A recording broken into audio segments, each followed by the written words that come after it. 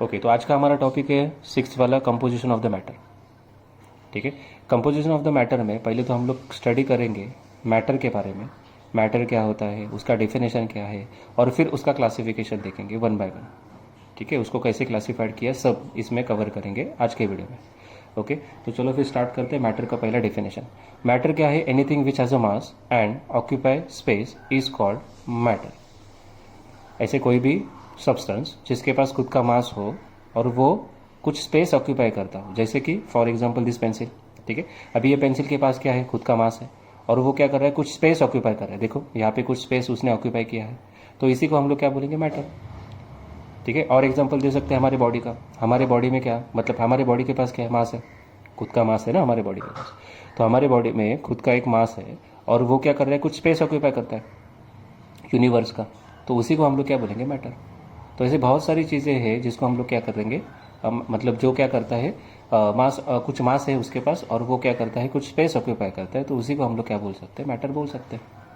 तो ऐसे बहुत सारी चीज़ें हैं। ठीक है, तो अभी मैटर को उन्होंने क्या किया? क्लासीफाइड करना चालू कर दिया। अभी मैटर को कैसे क्लासीफाइड करेंगे? फर्स्ट वाला क्लासिफिकेशन देखो, on the basis of the physical state of the matter. Physical state मतलब क्या सर? वो बाहर से कैसे दिखाई देता है, वो बाहर से कैसे दिखाई देता है। On the basis of that we are going to classify the matter into the 3 sub classes. ठीक है, ओके, तो मैटर को पहले उन्होंने क्लासीफाइड किया इनटू द सॉलिड।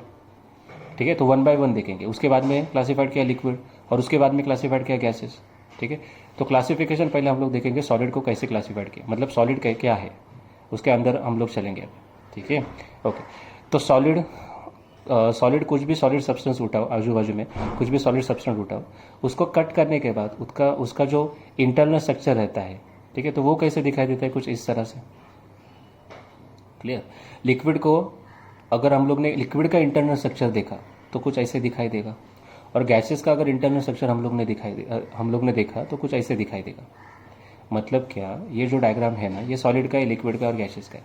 ये जो डायग्राम है वो इंडिकेट करता है कि सॉलिड के अंदर जो एटम्स है, ठीक है, जैसे कि ये pencil, for example this pencil, ये पेंसिल क्या है? सॉलिड स्टेट में है, करेक्ट। इसको कट करने के बाद इसका जो ये किससे बना हुआ है? एटम से।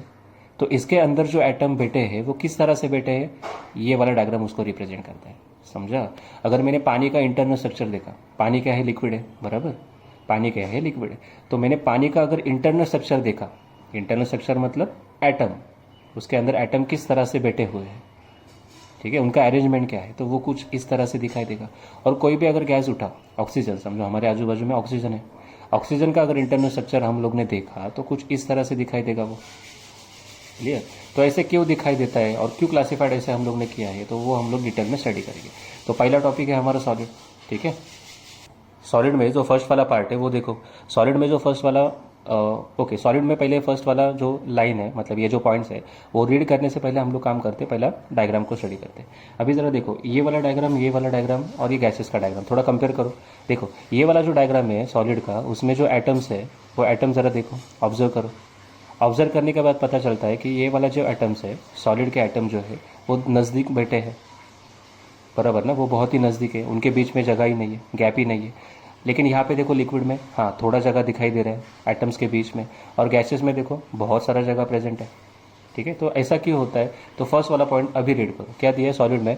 The intermolecular forces of attraction is very strong. मतलब क्या? सॉलिड में दो एटम्स के बीच में जो फोर्स ऑफ अट्रैक्शन रहता है। सर ये फोर्स ऑफ अट्रैक्शन क्या होता है? फोर्स ऑफ अट्रैक्शन मतलब एक फोर्स जो है, जो दो एटम्स के बीच में प्रेजेंट है, जिसके कारण ये दोनों भी जो एटम्स है वो नज़दीक आ रहे हैं। इसी को हम लोग क्या बोलेंगे? Force of attraction. ठीक है, अभी इसके बारे में हायर स्टैंडर्ड में हम लोग स्टडी करेंगे, लेकिन फिलहाल आप लोग ऐसे समझ सकते हो कि इन दोनों के बीच में फोर्स ऑफ अट्रैक्शन स्ट्रांग है, इसके वजह से ये दोनों एक दूसरे के बहुत ही नज़दीक आए हुए हैं। ठीक है, इन सभी के बीच में जो फोर्स ऑफ अट्रैक्शन, अभी फोर्स ऑफ अट्रैक्शन सभी के बीच में रहेगा, ये दोनों एटम नहीं, ये पूरे सब जो एटम बैठे हैं ना, इनके बीच में क्या रहेगा? एक फोर्स ऑफ अट्रैक्शन रहेगा। ठीक है, वो फोर्स ऑफ अट्रैक्शन क्या करता है? इन सभी एटम्स को नज़दीक लेके आता है। ठीक है, तो इसी के कारण ये जो एटम जो है सॉलिड में, ये जो एटम्स बैठते हैं वो क्या करते हैं? पूरे नज़दीक नज़दीक बैठते हैं, मतलब नज़दीक है और इनके बीच में जगह कुछ नहीं है। ठीक है, there is no space between the two atoms. लेकिन यहाँ पे देखो लिक्विड में दो एटम के बीच में फोर्स ऑफ अट्रैक्शन है लेकिन वो कम है। देखो, the intermolecular force of attraction is moderate. ये इंटरमॉलिकुलर नाम क्यों दिया? क्योंकि दो मॉलिक्यूल के बीच में या दो एटम के बीच में, कुछ भी बोल सकते हैं। सब्सटेंस में क्या रहता है, मतलब अगर लिक्विड सॉलिड मैंने सब्सटेंस लिया, लिक्विड सब्सटेंस लिया, गैसेस लिया, वो किससे बना हुआ है? एटम्स और मॉलिक्यूल की वजह से। ठीक है, तो दो मॉलिक्यूल के बीच में जो फोर्स ऑफ अट्रैक्शन रहता है उसी को हम लोग क्या बोलते हैं? इंटरमॉलिक्यूलर, दो मॉलिक्यूल के बीच वाला फोर्स ऑफ अट्रैक्शन, इसीलिए नाम पड़ा है इंटरमॉलिक्यूलर फोर्स ऑफ अट्रैक्शन। लेकिन लिक्विड के केस में वो तो कम है, कम मतलब वो वीक है, ज़्यादा इतना स्ट्रांग नहीं है as a compare to the solid, solid से तो वीक है। तो इसीलिए उन्होंने क्या दिया? Intermolecular force of attraction is moderate. ये मॉडरेट है, मीडियम है, ज़्यादा भी स्ट्रांग नहीं है, ज़्यादा वीक भी नहीं है, प्रेजेंट है लेकिन ज़्यादा स्ट्रांग भी नहीं है, ज़्यादा वीक भी नहीं है। इसीलिए ये जो एटम्स है वो थोड़ा दूर दूर चले गए। देखो यहाँ पे फोर्स ऑफ अट्रैक्शन स्ट्रांग था तो दो एटम्स नज़दीक आ गए। देखो सभी एटम्स नज़दीक नज़दीक करके मतलब नज़दीक बैठे हैं। ओके, लेकिन यहाँ पे जो दो एटम्स है वो थोड़ा दूर दूर बैठे हैं, इनके बीच में जगह है। क्यों ऐसा हो रहा है? क्योंकि फोर्स ऑफ अट्रैक्शन प्रेजेंट है लेकिन वो कम है as a compare to the solids. Okay, लेकिन यहाँ पे देखो गैसेस में intermolecular force of attraction is very weak. Weak मतलब क्या? अरे बहुत ही कम है। हाँ, तो बहुत ही कम है, इसके लिए ये जो एटम्स है या मॉलिक्यूल्स है गैसेस का, वो देखो दूर दूर चले गए, बहुत ही दूर दूर चले गए। इनके बीच का देखो ना डिस्टेंस, देखो ये तो ज़्यादा हो गया इससे भी, समझा? तो intermolecular force of attraction gases में बहुत ही कम रहते हैं, इसके लिए ये जो मॉलिक्यूल्स है वो बहुत ही दूर दूर चले जाते हैं, समझा? तो इनके बीच में डिस्टेंस क्या है? बढ़ गया, समझा? तो फर्स्ट वाला पॉइंट क्या बोलता है कि जिसमें intermolecular force of attraction strong रहेगा उसके पार्टिकल जो है वो नज़दीक बैठेंगे, स्ट्रांगली अट्रैक्टेड रहेंगे टुवर्ड्स ईच अदर, अट्रैक्ट हो जाएंगे ना क्लोजली, तो वो क्लोजली पैक्ड है। देखो ठीक है, लेकिन यहाँ पे देखो डिस्टेंस ज़्यादा है दोनों के बीच में, दूर दूर चले गए, और इनके बीच में तो डिस्टेंस बहुत ही बढ़ गया।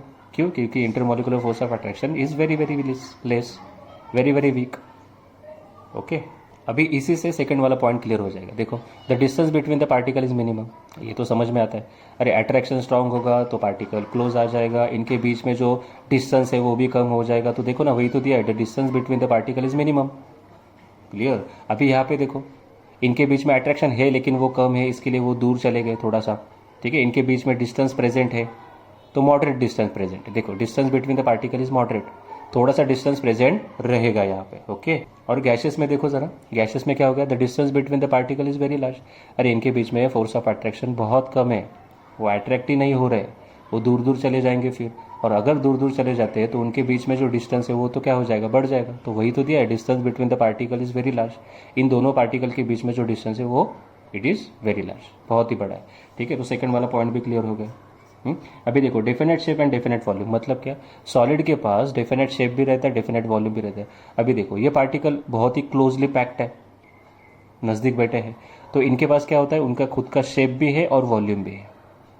ठीक है, लेकिन लिक्विड के पास क्या रहेगा? उनका सिर्फ डेफिनेट वॉल्यूम रहेगा, उनके पास शेप नहीं है। लिक्विड मतलब क्या? फॉर एग्जाम्पल वाटर का एग्जाम्पल लेते हैं हम लोग। देखो यहाँ पे क्लियर हो जाएगा ये वाला पॉइंट भी।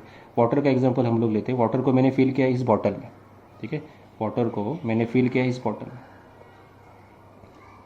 ठीक है, इस बॉटल में। अभी देखो इसमें वाटर अगर मैंने फिल किया तो वो कैसे दिखाई देगा? कुछ ऐसे, देखो यहाँ पे। अभी सुनो ज़रा ध्यान से, ठीक है, ये पॉइंट भी क्लियर हो जाएगा। हाँ, अभी वाटर के पास पहले कुछ शेप था क्या? नहीं। जैसे मैंने वाटर को बॉटल में डाल दिया, ये जो क्या है, ये देखो ये क्या है? वाटर है, H2 मतलब क्या? वाटर। जैसे ही मैंने वाटर को इसमें डाल दिया तो उस वाटर ने किसका शेप ले लिया? बॉटल का, बराबर ना? तो उसके पास खुद का शेप है क्या? नहीं। तो उन्होंने दिया है देखो इनडेफिनेट शेप। ठीक है, क्लियर? समझा यहाँ तक? तो लिक्विड के पास कुछ डेफिनेट खुद का कुछ शेप नहीं रहता है, इनडिफिनेट शेप है, मतलब जो जिसमें भी वो जाएगा। अभी ये जो वाटर है वो किस में गया? बॉटल में, तो बॉटल का शेप ले लेगा। अगर किसी वेसल में डाल दिया तो वेसल का शेप ले लेगा। ठीक है, तो वाटर के पास या लिक्विड के पास इनका खुद का कोई शेप नहीं रहता, जिसमें वो जाते हैं उनका शेप वो ले लेते हैं। जैसे कि मैंने अभी ये वाटर उठा के मैंने यहाँ पे डाल दिया वेसल में, ऐसा कुछ वेसल है, इसमें डाल दिया, ठीक है, तो अभी वाटर ने किसका शेप ले लिया? इसका, इस वेसल का शेप ले लिया। समझा? तो इनके पास खुद का कुछ शेप नहीं रहता। हाँ, लेकिन उनके पास डेफिनेट वॉल्यूम रहता है। देखो वॉल्यूम तो है ना खुद का, ये इतना वॉल्यूम किसका है? ये इसका वॉल्यूम है ना, वाटर का वॉल्यूम है, तो उनके पास खुद का वॉल्यूम तो रहेगा। तो वाटर के पास खुद का वॉल्यूम तो है। वॉल्यूम मतलब क्या, देखो ये वाटर का वॉल्यूम हो गया, क्लियर। तो वॉल्यूम तो है उनके पास, डेफिनेट वॉल्यूम तो है, देखो वॉल्यूम तो है, ओके, खुद का वॉल्यूम तो है, लेकिन उनके पास शेप नहीं है। शेप तो देखो ना चेंज हो जाएगा, जैसे ये वाटर इसमें आ जाएगा वेसल में, तो ये जो वाटर है मतलब लिक्विड जो है वो वेसल का शेप ले लेगा, ये वेसल है, ठीक है, क्लियर है। तो इनके पास, लिक्विड के पास उनका डेफिनेट वॉल्यूम तो रहेगा, इनके पास देखो वॉल्यूम, अभी देखो इधर भी वॉल्यूम है उनका, फिक्स है, देखो ये वाटर का वॉल्यूम हो गया, इतना इतना वॉल्यूम हो गया, ठीक है, क्लियर है। हाँ, लेकिन शेप किसका ले लिया, वेसल का। तो वाटर या फिर लिक्विड जिस भी वेसल में जाएगा या जिस भी बॉटल में या कुछ भी बोलो, ठीक है, जिसमें जाएगा उसका शेप वो ले लेता है। तो लिक्विड के पास खुद का कोई शेप नहीं है, तो इसके लिए इनडेफिनेट शेप। हाँ, लेकिन डेफिनेट वॉल्यूम उनके पास रहता है, देखो डेफिनेट वॉल्यूम। अभी देखो यहाँ पे आ जाओ, गैसेस, गैसेस में उनका डेफिनेट शेप भी नहीं है और उनका वॉल्यूम भी नहीं है, खुद का कुछ वॉल्यूम भी नहीं रहता, खुद का शेप भी नहीं रहता। देखो इनडेफिनेट शेप एंड वॉल्यूम, मतलब गैसेस के पास उनका शेप भी नहीं रहेगा खुद का, और खुद का वॉल्यूम भी नहीं रहेगा। मतलब क्या सर, देखो अगर मैंने सेम एग्जांपल लिया, फिर से मैं यहाँ पे बॉटल, वही बॉटल सेम हम लोग लेते हैं, ठीक है, और उसमें हम लोग क्या करेंगे, अभी गैस फिल करेंगे, ठीक है। समझो यही बॉटल मैंने ले लिया यहाँ पे, और उसमें मैंने क्या किया, गैस को फिल किया, ठीक है, इसमें मैंने क्या किया, गैस को फिल किया। अभी हम लोग को तो पता है गैस जो है वो एक ही जगह पर थोड़ी ना जाएगा, वो तो स्प्रेड हो जाएगा पूरी बॉटल में। अरे गैस का जो पार्टिकल है वो सभी जगह स्प्रेड हो जाएंगे, देखो ऐसे, बराबर ना। तो गैस ने शेप किसका ले लिया, बॉटल का।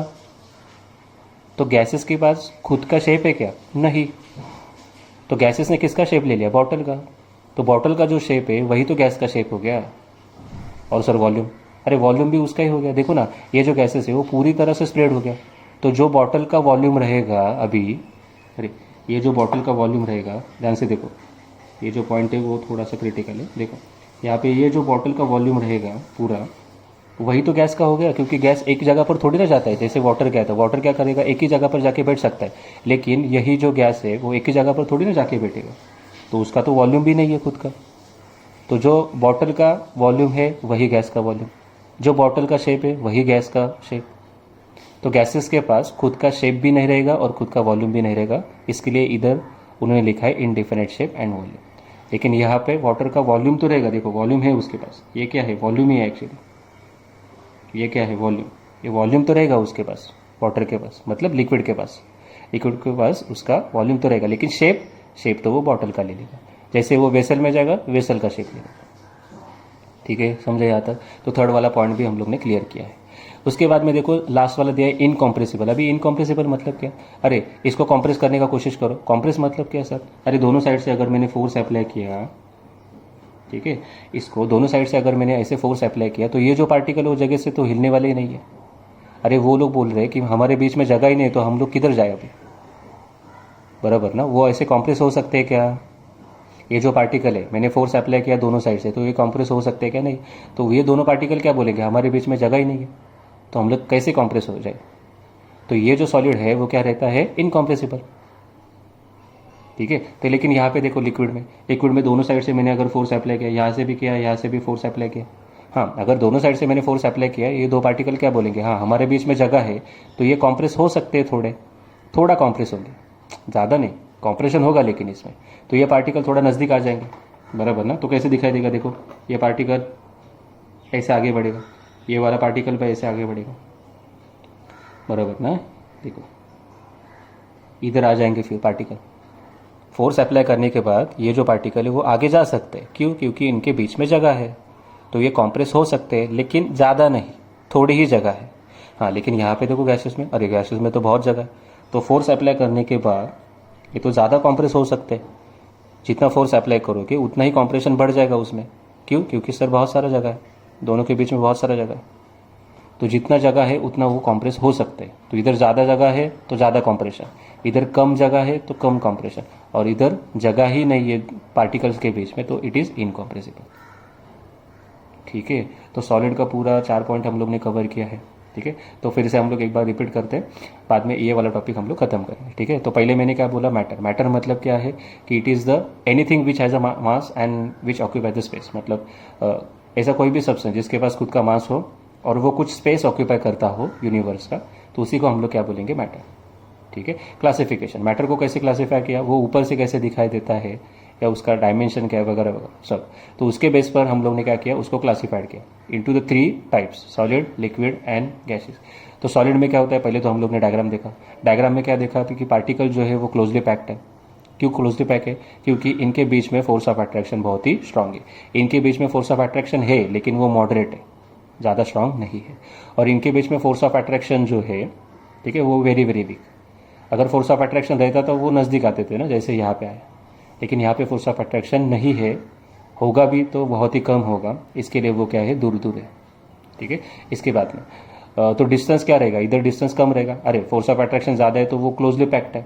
ठीक है। तो अगर क्लोजली पैक्ड है, दो एटम्स ऐसे क्लोजली पैक्ड है, तो इनके बीच में जगह ही नहीं है, इनके बीच में थोड़ा सा जगह है और इनके बीच में बहुत ही जगह प्रेजेंट है। ठीक है। Distance between the particle is very large, ज़्यादा डिस्टेंस प्रेजेंट है। उसके बाद में definite shape and definite volume, इनके पास खुद का शेप भी है, खुद का वॉल्यूम भी रहता है। लिक्विड के पास लेकिन सिर्फ वॉल्यूम रहेगा, देखो यहाँ पे ये वॉल्यूम है, ये इतना वॉल्यूम है, ये देखो लिक्विड का ये वॉल्यूम है। हाँ, लेकिन शेप किसका लेगा, लिक्विड शेप किसका लेता है, जिस भी बॉटल में या जिस भी वेसल में या जिस भी सब्सटेंस में तुम लोग उसको डालोगे, ठीक है, उसी का शेप वो ले लेता है। कौन, लिक्विड।